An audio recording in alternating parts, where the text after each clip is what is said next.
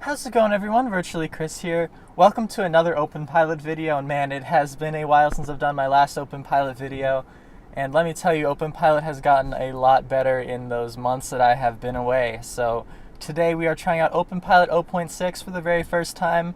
This version has a new model that is roughly twice the size of the old model in terms of the field of view, so Openpilot can really see a lot more, understand a lot more, and it seems to just do a lot better. I haven't actually drove it yet, so we're finding out here for the first time together how it drives.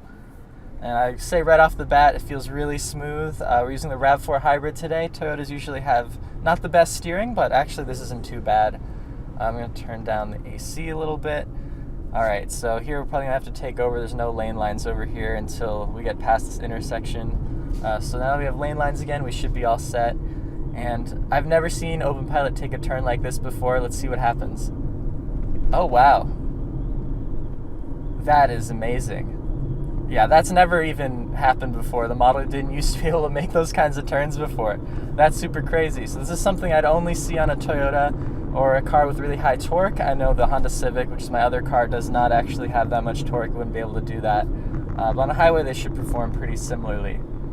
0.6 is all about stability improvements and overall just being a better experience. So with the new model, obviously that makes a huge difference with driving. We've been using the old model for a while now, and that model already was very good on highway. This one seems to take it a little bit of a step further with some better lane line tracking, and it can actually handle some more curves, which is super nice. So there's no way it's gonna make this turn, at least I don't think. So we're gonna take over here on the on-ramp. Actually, it might have done that, to be honest with you. Let's engage it here and see what happens. And keep in mind, Openpilot's never been able to do something like this before. Really hasn't. Oh, wow. That's crazy. That was pretty smooth, too. So let's start getting up to speed here, because we are entering onto a highway. Once again, let's see how it does on a curve like this. Now, that is really impressive. I've never seen that before in a car with Openpilot. All right, merging on to the highway here.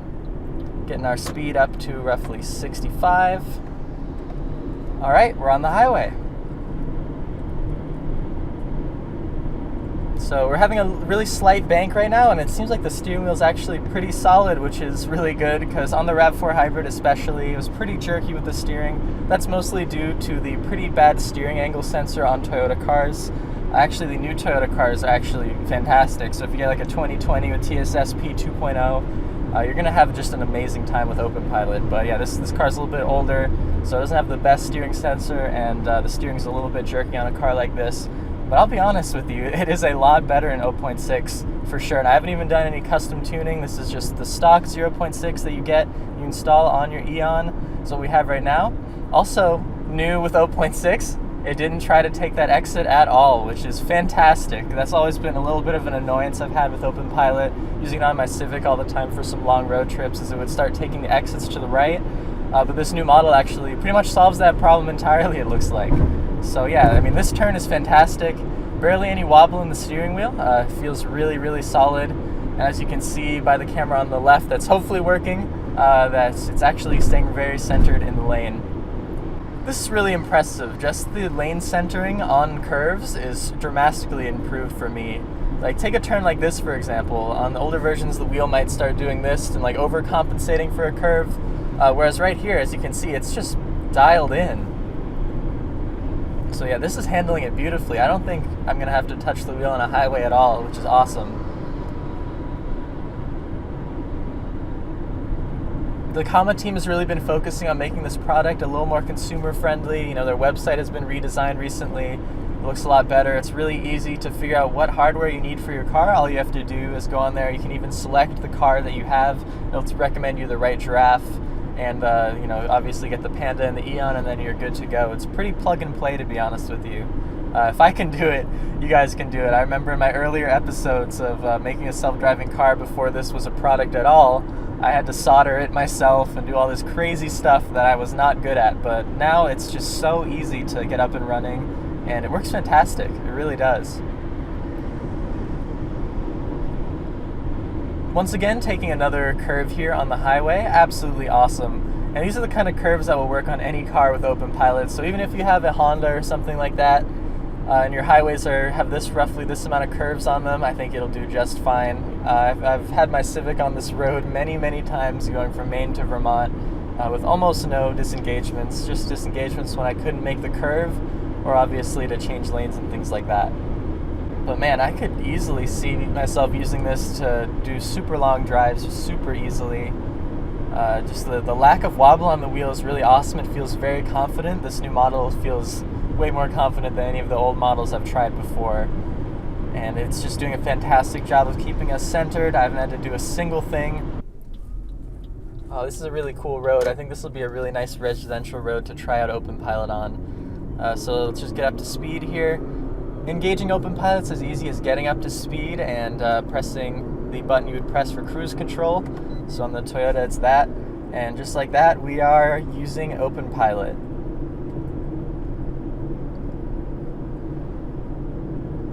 It's handling this road very well. It actually has quite a bit of a crown to it.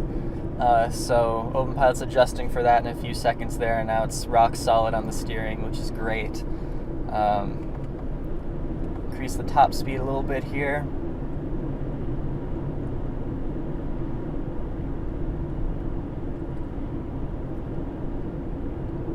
But yeah, this is super dialed in. I think 0.6 is definitely a milestone release. I'm sure it's not going to get any coverage or anything like that, but in the Openpilot community, this is going to be a super huge deal when everyone gets 0.6 on their Eons and tries them out in their cars. I think it's a super huge improvement. Let's drop our speed a little bit here. There's a sign saying there's going to be a curvy road up ahead. We'll see about that. We'll see if Openpilot can handle this curve. Actually, increase the speed a little bit. Alright, wow, this is crazy. Look at that. Centered the whole time. That was fantastic. And yet again, another curve here.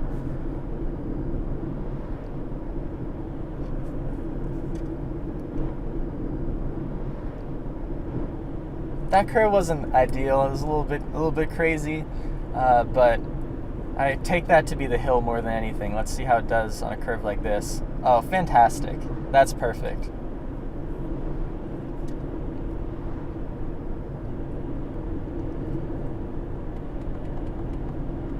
Top speed goes up to 50, so I'm just going to increase my set speed. It's that easy to change the speed on Openpilot. Just go up and down on your cruise control stalk.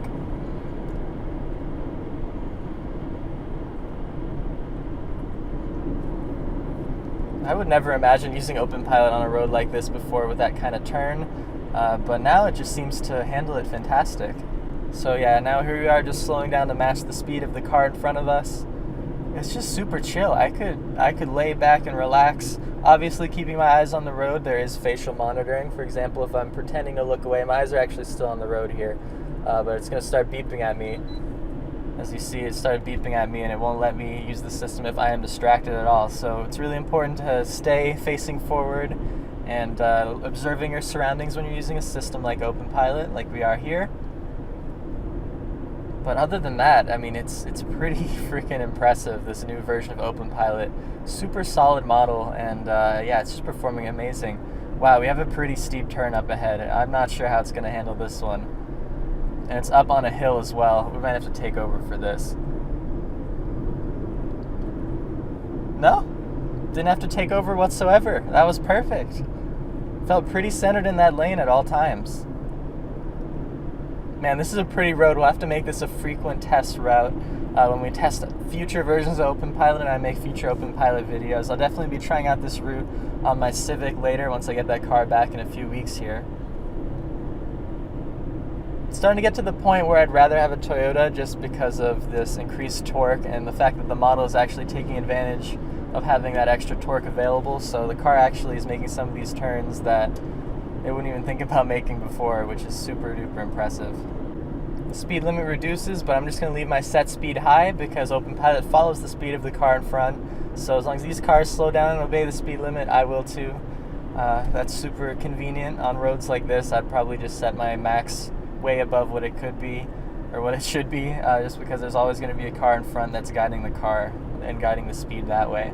I'd say this is the best release of Openpilot by far. Super high stability, Super great turning, super great lane centering. On straights, there's basically no steering wobble whatsoever, no matter what car you have, so that's always good. I could see myself using this on highways all the time with absolutely no problems whatsoever, and even on local roads as long as I'm paying attention. I think it could still do a little bit better when going up or down hills, but to be honest, that's a pretty small use case. There's not that many hills in most places. I know in Vermont there's quite a bit of hills, like a road like this. But you know, if you're in California or something like that, I mean, that it's flat, there's clear lane lines everywhere. I don't even think you would have a problem using this system all the time.